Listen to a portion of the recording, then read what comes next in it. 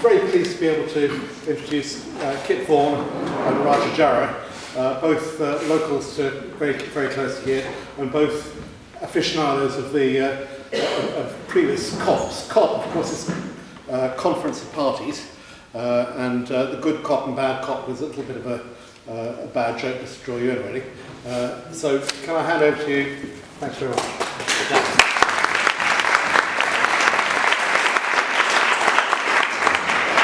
We haven't yet decided whether we're going to do the standing up or sitting down. So if we bob up and down, excuse our stage presence. My name is Raja.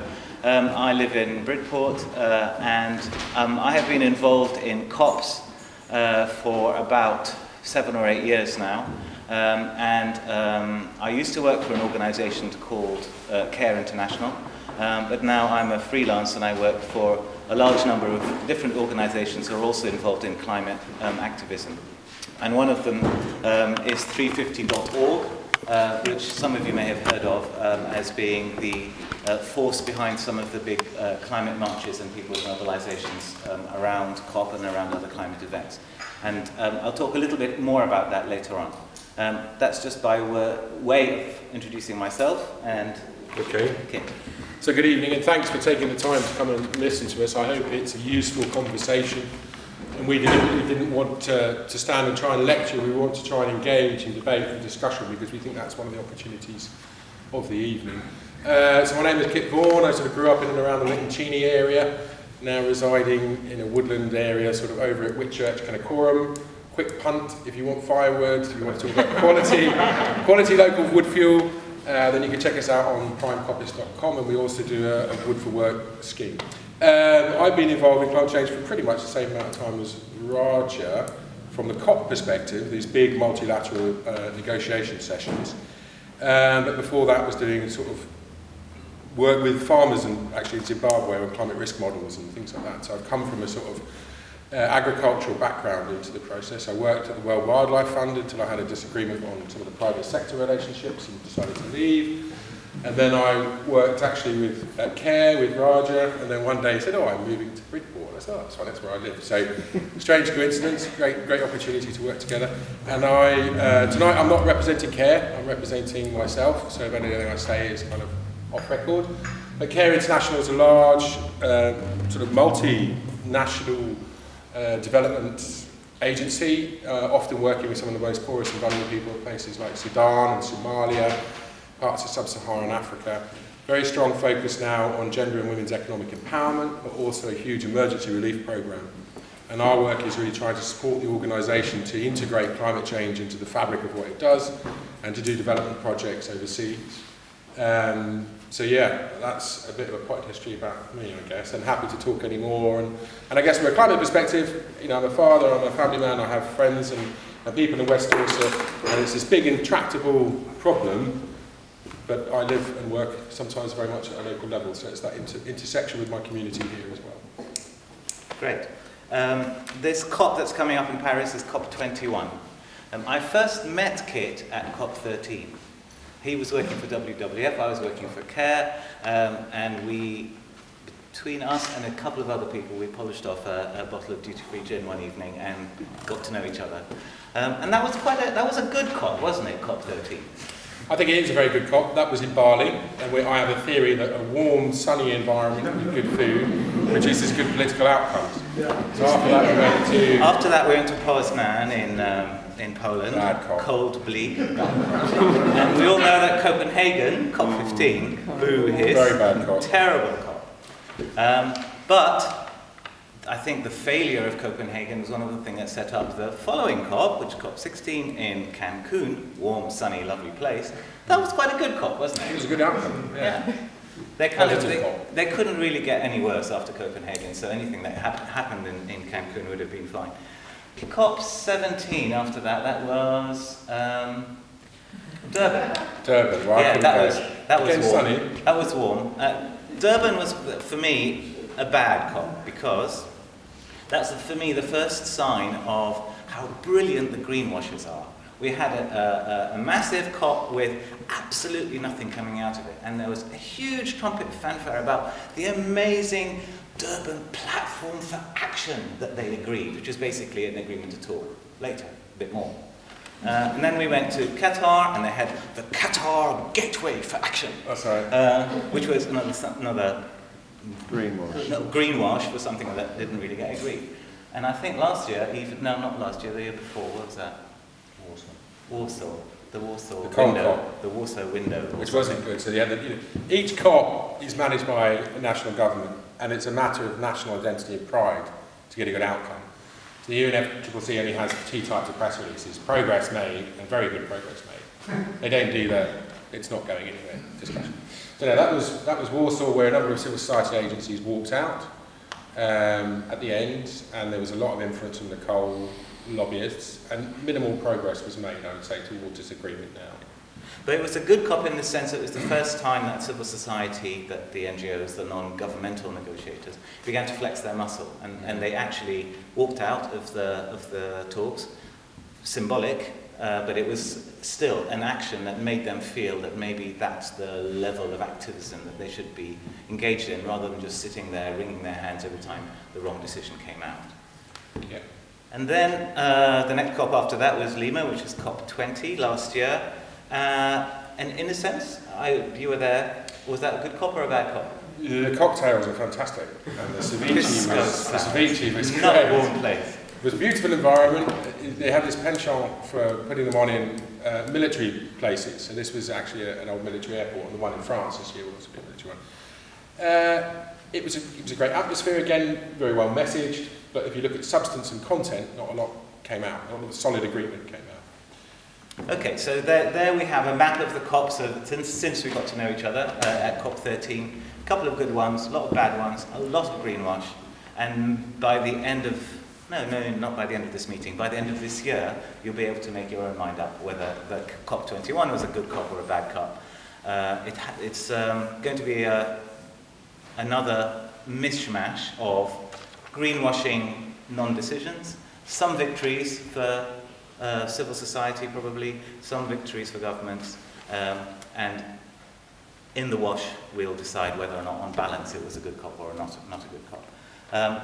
We'll talk later after going through some more of the other sections in more detail about COP21, but that was just to put you in the general picture of COPs in general and get this good COP, bad COP thing out of the way so that you're not always thinking, is he the good one or is he the bad one? Because that's not where we're coming from.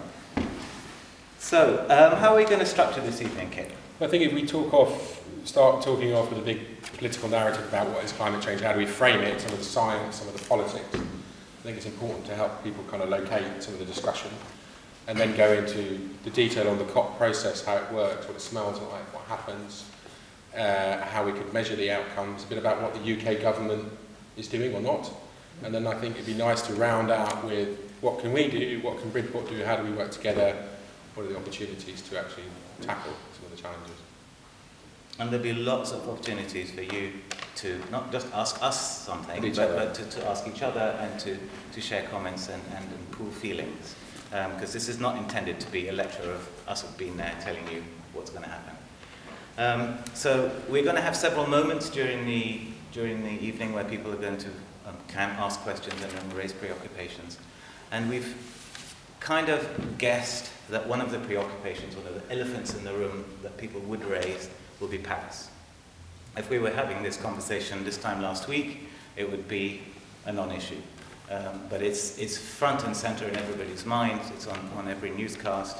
And there's a big question mark about now what's going to happen at this COP, given the fact that it's in Paris and the events that have happened in Paris.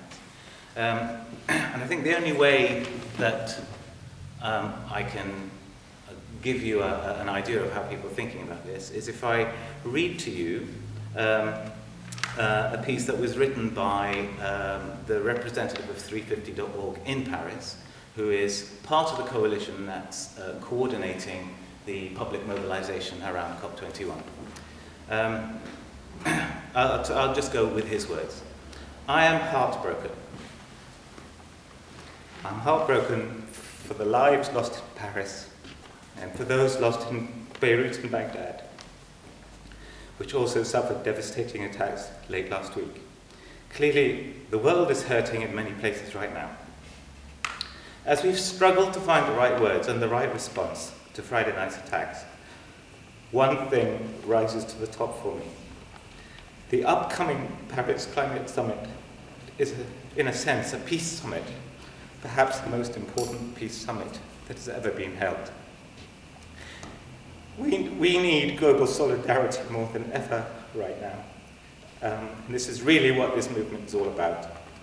Even as climate change fans the flames of conflict in many parts of the world, through drought, displacement, and other compounding factors, a global movement that transcends borders and cultural differences is rising up to confront that common threat. Let's hang on to that solidarity and love. Let's learn from it, especially at this time. The Paris Climate Summit, scheduled to begin in a couple of weeks, will proceed. We don't know yet what Friday night's events mean for our work in Paris.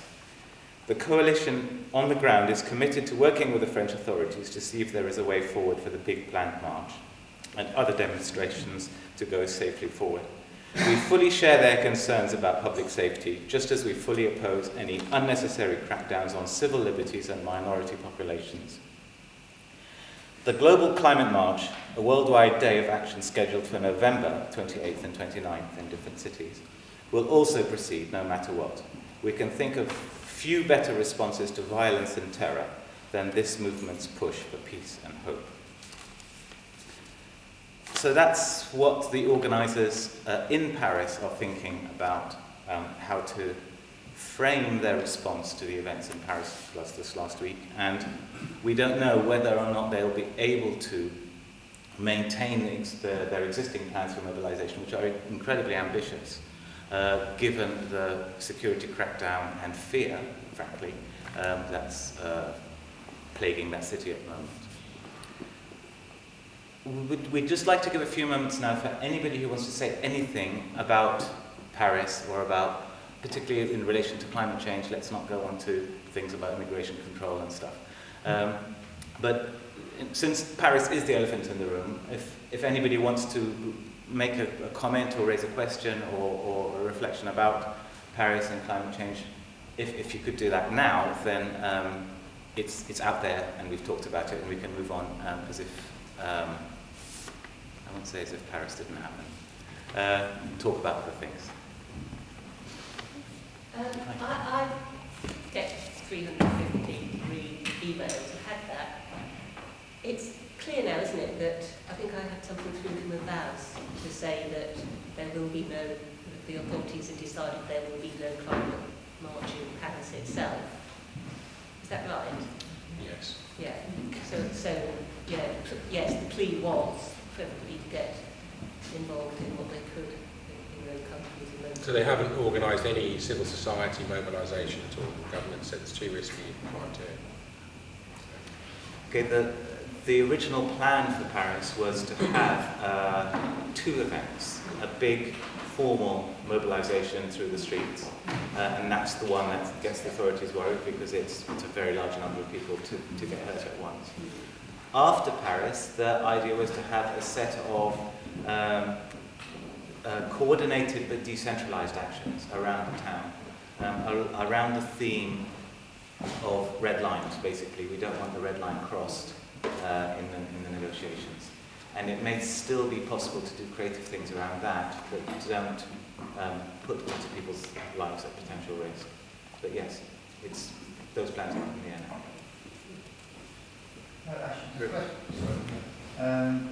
Something you told me, Roger, a while back actually, that somebody had argued quite early on in the Syrian civil war that the drought that was driving people from the countryside into Syrian cities was making the whole situation there much more flammable than it already was. I'm wondering whether that is something, do you know, whether that is going to be some sort of overlap there between these two phenomena, so to speak? Is there, do you know of anything in the talks which will highlight that and just make people more aware of, in detail, about the way that the changing climate is feeding into, that can't be the only conflict which is being affected in this way. I have a vague sense that this must be an issue in Africa, but I don't actually know in detail about any country and so on. Is that something that might play into? I doubt it very much in those terms. I think the way that scientists carefully stated is that climate change, and support me on this, Kit, if you would, climate change is an exacerbator of things that were tending to happen anyway. So it doesn't cause drought, it makes droughts worse. It doesn't cause conflicts, it makes conflicts worse. And so yes, it has been established that it has been a factor in putting Syrian society in a place where it was ready as a tinderbox, basically, to be ignited into the conflict that's happened. I don't think anybody would dare then say climate change caused what's happening in Syria. Well, no. But, you know, in hindsight, in 20 years' time, they may Yeah, I think mean, not differently. caused, but just talk about exactly the way that it played into the situation. I think there's two issues. You know, one, it's increasingly clear that, you know, our climate and all its services and the ecosystems we live in are what affects our society and our culture. And for many years we kind of thought we could manage it, but now it's bigger than us, and it is impacting in many complex and difficult ways. The challenge of the negotiations is it's not really a place to talk truth.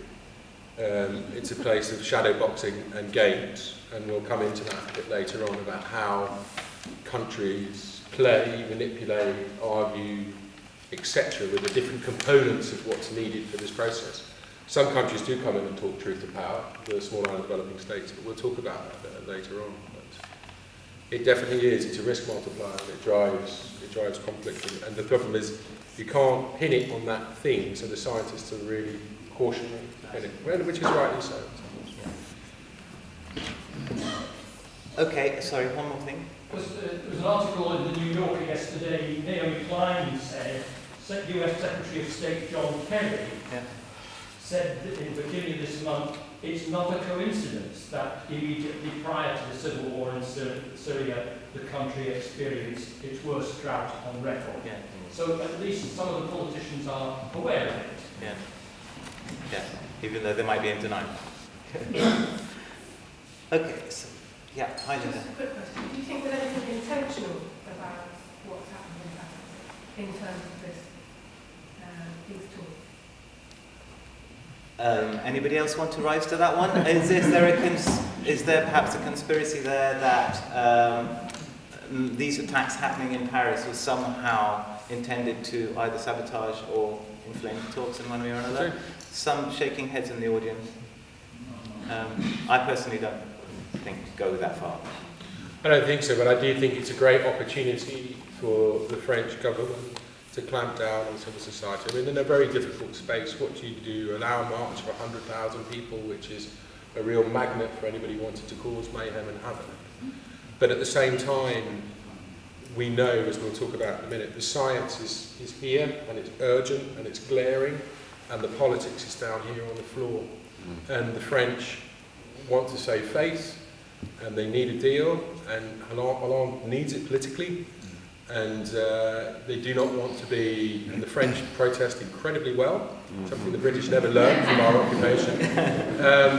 So that, you know, there is a component of quieting civil society, and it's happened actually over many years in the COP process, whereby we've been removed from rooms, we've not been allowed to protest.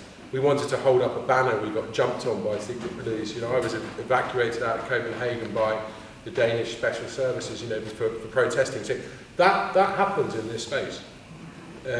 So I don't, in my heart of hearts, want to think there's any conspiracy, because that would be too wicked a world.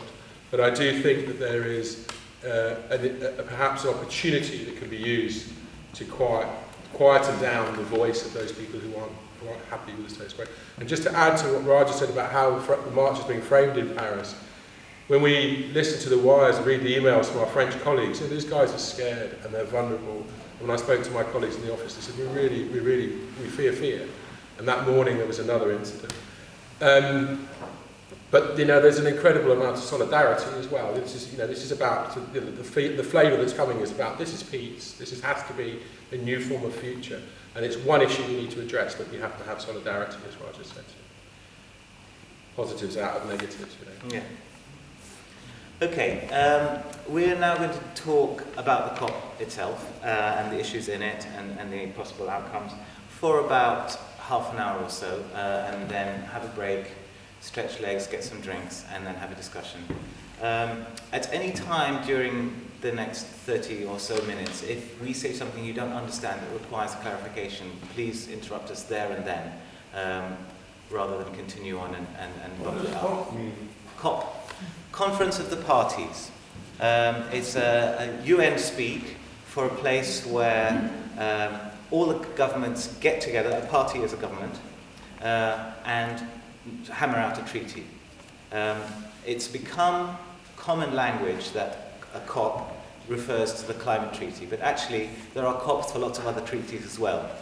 The Conference of the Parties is a UN mechanism, but this one has been going on for so long, we've had 21 of them now, that it's become shorthand for climate talks. Yeah, go. Okay. Yeah. I was just going to locate some of the discussion about climate change before we come to the topic itself. And I wanted to sort of think about reframing the debate about climate change. First of all, let's try and think about not using the terminology climate change. Because change is something, platform change, I can manage that, I'll zip over here. Use global climate disruption, because that's what the system is doing. It's becoming disrupted, it's flipping out, temperatures are higher, temperatures are lower, wind speeds are increasing. And at the same time, the ecological system is changing, so ocean acidification, etc. So the term global climate change, one, it's got a loaded narrative. It's come from a history of denial, yeah? Oh, it's not happening, it is happening, it isn't happening, it is happening. Oh, let's have a great, families arguing over the breakfast table. Well, I say, the science basically is conclusive. The system is moving for whatever reason people want to associate it with. And if you want to bring in solar flares or whatever, the ultimate reality is we have belched a load of carbon out in the last 200 odd years into the atmosphere, which is interrupting with how the system runs. Bridport was underwater some, I don't know, I'm not a geologist, was it 30,000 years or so ago, maybe more, millions. And temperatures have been at very different parts of the system, so it's not at odds for the system to be in a different position, and we are impacting, we are affecting it. So I think trying to think about the term disruption rather than change. So change is something you manage. Oh well, we can manage that. Change a light bulb. Got a disruptive light bulb. You can't, get the police. So I think there needs to be a reframing in how we think about that. The other thing is this is 2%. People call it. Well, it's actually 2 degrees. There was actually a political meeting the other day, and I think you were saying as well, when the politician says, we've got to get this 2% thing sorted, saying, no, 2 degrees. But it's not 2 degrees. That's actually saying we can stabilise at 2 degrees, guys. Why are we allowing all that damage and harm and impact to happen on a pathway to 2 degrees? You think someone would be saying, ring the bell, get the alarm, let's get emissions down. So 106 vulnerable countries who we're working with on a website called 1.5 degrees C have signed up to a pledge to push for a lower target, it's 1.5. People think, well, that's still 1.5 degrees warming, but the argument is about what's technically feasible to get you to a position where you don't have such a high degree of warming. And the difference between 0.5 and 2 in terms of impact is massive. And 2 degrees on global average is 6 degrees in the Sahel, somewhere else. So those are things to have a little think about in terms of that. The other way is the way that we frame it in terms of, is it a political economy problem, or is it an environmental problem? Or is it a social justice problem? And from my perspective, after 10 years working on it, I see it as a massive social justice problem. The powers that emit emissions, or those authorities which represent citizens that emit emissions, have known about this problem for many, many years. The Exxon files, have you looked at that? Had a read of that? We are addicted to oil. $10 million a day worth of subsidies are paid to the fossil fuel industry. And we just heard here from Pete saying we can't get the current government to subsidise renewables. Yeah? So there's something very wrong in the system there. And also those people who are have the least causation, a small farmer in rural Malawi or somewhere else, or someone in the relatively low lifestyle in the UK, hasn't caused the amount of emissions that someone in the US with a 20 to 30 tonne per capita footprint of carbon. And thinking about tonnes per person is a good way of thinking about it. And then everyone says, well, it's the Chinese, we can't solve this. It was Lebanon's family, we can't solve it, it's the Chinese doing it. Well, who's buying all the carbon that the Chinese are producing? Yeah? And that's not factored into the new trade taxes. So thinking about the historical, and if you look at historical emissions, the UK is number 2 in terms of per capita historical emissions. Partly because of our industrial revolution, but partly because we've got quite an intensive industry, we're changing a bit on our path from coal, but we've had a big fixation with carbon. So for many of the developing countries, it's an issue of survival. If you were in Tuvalu, and I looked, and I say this off record, I looked at a job in Tuvalu, and I showed my wife a picture of it, and she said, it's a sandbar. And it is, it's a really low-lying island. And for them, even 1.5 is too much. 80% of our urban areas are within 3 kilometres striking distance of a coastline. Sorry, 80% of the population is in urban areas and are 3 kilometres. So we have this massive vulnerability with people in areas all over the world. But for those poor people in developing countries, they really are deeply in deep water, literally. There are 3 sort of eras, or I suppose eras, 3 sort of themes that I want you to think about on climate change. There's the mitigation era, when we're going to remove that stuff from the atmosphere because we've sussed out that it's doing damage. That happened in the 90s, and that was pushed by the Greenpeaces and some smart scientists like Hansen, etc. Then they realised, well, we haven't done enough to remove enough emissions. People are starting to be impacted already. Well, we better start talking about adaptation. We can respond, we can adapt. Humans do that really, really well. We move, we put on more coats, we build different structures. And that's when the development groups came in and started to bring this discussion about social justice and inequality and carbon emissions per capita. And then recently, and this is when one of the good things to come out of Warsaw, was this discussion about something called loss and damage. And that's what happens when you cannot adapt. You lose something, or you're so damaged that it's gone. Your children's life, your home, something's flooded, that's loss and damage. And that is now anchored in the agreement, but it's not liked, because associated with that is a kind of responsibility, compensation. Who's going to pay for this problem that we're causing? So those are 3 areas, and we'll come to those in more detail. And then I guess one of the last things to say is, it's not a future problem, it's a current problem with future impacts. The decisions that we make today affect the lock-in of carbon, the lock-in of infrastructure for tomorrow. So whenever I used to be a bugbear at WWF, a report would come over, or someone would come from the advertising or fundraising side, and they'd say, can you sign this off? You say, and you look at it, and you say, what's this bit about farmers might be impacted in the future? You know, farmers are being impacted right now. There are impacts happening already. So the decisions we make now are really critical. And then ultimately, one of the great things is there is opportunity. I used to come and do talks, and at the end of it, I'd walk out thinking, God, just depressed a load of people, because there was no sense of hope. But it's not an intractable problem that we can't manage in some ways. Obviously, there are things we can't manage, but we do have resources, we do have political will, we bailed out the banks, we've got technology, we can do stuff. But we haven't got the political leadership. And that's what the COP is about, is creating that political leadership. And it's about a pathway to sustainable development. I was reading something today about the amount of air pollution levels in China. If you reduce coal from the atmosphere, you're not just making a healthier planet, you're making a healthier local environment. The opportunities to bring renewables together with local employment, food systems and everything else is just so wonderful. We have the technology, we have the power, but we just don't seem to have the political cognizance to do that. Shall I stop there, Raja? What was there? Yeah, I'll stop there. Okay, so that's the reality that we're trying to solve, and we are hoping that 196 odd nations, give or take a few, will get together in this conference and come up with a treaty that's going to solve all that for us. How many countries don't participate? Nobody declares that they're not going to participate in terms of not turning up. But they, as we'll talk about in a minute, a lot of countries go there either to be passive or active blockers. But yes, every country that's got the resources does participate.